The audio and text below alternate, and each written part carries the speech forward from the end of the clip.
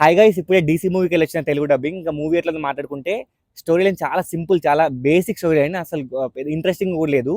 And hero acting మన లోకేష్ కనకరాజ్ అసలు acting అనేది చేయలేదు ప్రాపర్ గా.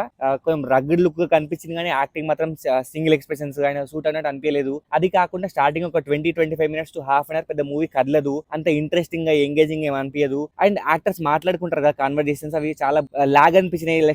చాలా బ్లాండ్ అనిపించింది. ఇంట్రెస్టింగ్ ఉంటే బాగుండు అనిపించింది. పెద్ద మూవీలో ట్విస్ట్ అండ్ టర్న్స్ ఏం లేవు. ఇన్ని బొక్కలున్నా కానీ వీటన్నిటిని ఓవర్కమ్ చేస్తూ ఫస్ట్ హాఫ్ అన్ అవర్ తర్వాత మూవీ ఇంట్రెస్ట్ స్క్రీన్ ప్లే చాలా ఇంట్రెస్టింగ్ వెళ్ళిపోతుంది. వామిక గబ్బి ఎంట్రెన్స్ ఆమె ఇంట్రడక్షన్ నుంచి మూవీ ఇంకా క్లైమాక్స్ దాకా ర్యాంప్ మోడ్ లో వెళ్ళిపోతుంది.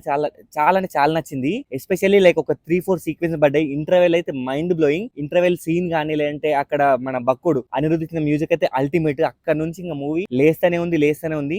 అక్కడక్కడ కొంచెం కాన్వర్జేషన్ స్లో ఉన్నా కానీ స్క్రీన్ ప్లే మాత్రం చాలా ఇంట్రెస్టింగ్ గా, క్యారెక్టర్స్ మాత్రం చాలా ఇంట్రెస్టింగ్ ఉన్నాయి. పోలీస్ క్యారెక్టర్స్ కానీ, వీళ్ళ గ్యాంగ్ మెంబర్స్ కానీ. అండ్ వామిక గబ్బికి సెకండ్ హాఫ్ లో మంచి సీన్లు పడ్డాయి. 2-3 పోలీస్ స్టేషన్ ఎస్కేపింగ్ సీన్ మాత్రం ది బెస్ట్. ఇక మూవీకి highlight scene. So director Arun Mateshwar నన్ను మాత్రం డిసప్పాయింట్ చేయలేదు. చాలా ఇంట్రెస్టింగ్ గా నచ్చింది. సెకండ్ హాఫ్ మొత్తం ఇంట్రెస్టింగ్ ఉంది. ఇంటర్వెల్ నుంచి మనకి సాయన కాగితం కానీ, రాకీ మూవీ ఫస్ట్ 2-3 మూవీస్ చూస్తే ఈ మూవీ కూడా అదే సీరియస్నెస్ తో ఉంటది. కామెడీ అనే ఎలిమెంట్ అసలు ఉండదు.